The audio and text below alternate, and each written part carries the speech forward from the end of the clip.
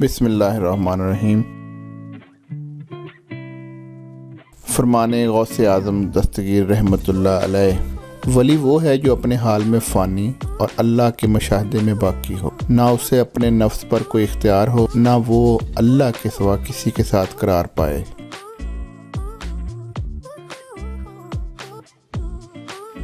ए अमल करने वाले, अखलास भी पैदा कर, वरना ये कोशिश फजूल है।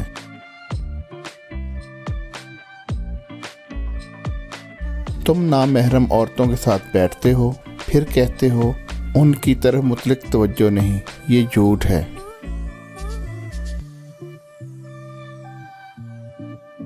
जब अल्लाह किसी जिस्म में दाखिल होता है तो पहले इसको तबाह व बर्बाद कर देता है और दिल में ख्वाहिशात और आरज़ुओं के बड़े बड़े उमरा बैठे होते हैं, इनके सर नीचे कर देता है। जब वो इस बस्ती को अच्छी तरह उजाड़ देता है तो खुद आप आके बैठ जाता है। फिर ये बस्ती असर नो आबाद होती है। पहले इस तमीर को वीरान करता है, फिर इस तमीर को दोबारा इस्तवार करता है। यही कार तसव्वुफ है, यही अल्लाह का तरीक है।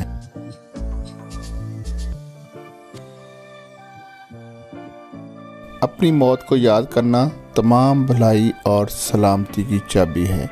अगर तुम मौत को याद करोगे तो तुम्हारा लालच कमज़ोर हो जाएगा और उम्मीदें कम हो जाएंगी, और फिर तुम्हें एहसास होगा कि हम सब अल्लाह के हैं।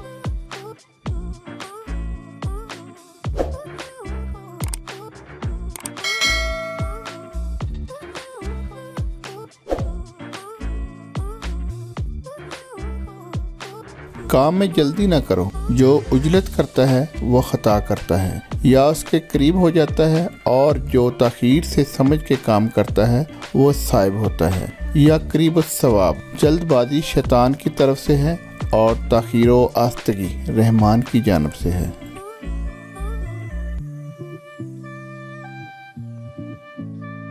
हंसने वाले के साथ हंसने के बजाय रोने वाले के साथ रो लिया करो।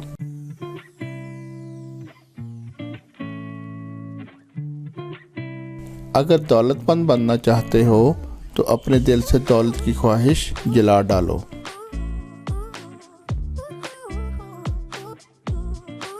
जब तक तेरा इतराना और गुस्सा बाकी है, अपने आप को अहले इल्म में शुमार ना कर।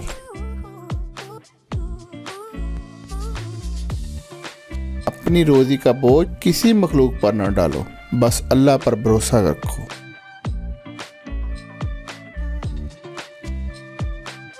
किसी के लिए बद्दुआ ना करो, जोरों से तुम को सब्र के साथ बर्दाश्त किया करो। इसका नतीजा ये होगा कि मोहब्बत आमा और कबूलियत आमा का मनसब मखलूक में मिल जाता है।